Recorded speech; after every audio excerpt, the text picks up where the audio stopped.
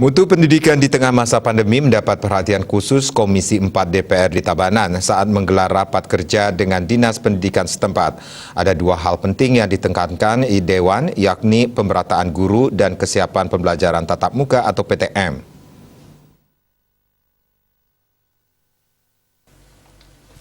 Ketua Komisi 4 DPRD Tabanan I Gusti Komang Wastana mengatakan pemerataan guru jadi masalah klasik. Terkait pemenuhan kebutuhan guru, Komisi 4 meminta Dinas Pendidikan dalam waktu dekat memberikan data real jumlah guru sesuai subbidang.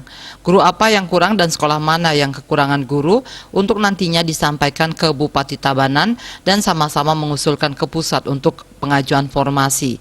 Jangan sampai data guru di BPKSDM dan Dinas Pendidikan tidak sama.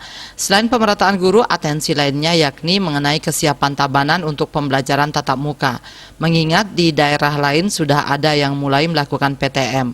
Terkait hal ini, Komisi 4 mendesak agar segera dilakukan vaksinasi bagi seluruh tenaga pendidik dan kependidikan di Kabupaten Tabanan sebagai salah satu kesiapan memberikan rasa aman dan nyaman bagi siswa didik sebelum PTM memang mulai diterapkan di Tabanan.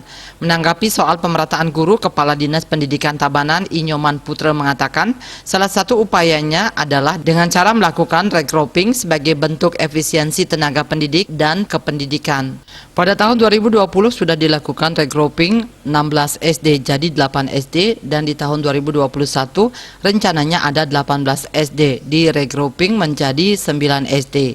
Terkait dengan kesiapan pembelajaran tatap muka, sebenarnya dari pihak sekolah maupun Dinas Pendidikan sendiri sudah sangat ingin menerapkan hal itu. Hanya saja memang melihat kondisi perkembangan kasus COVID-19 di Tabanan yang belum melandai membuat Satgas daerah sementara menunda keinginan tersebut.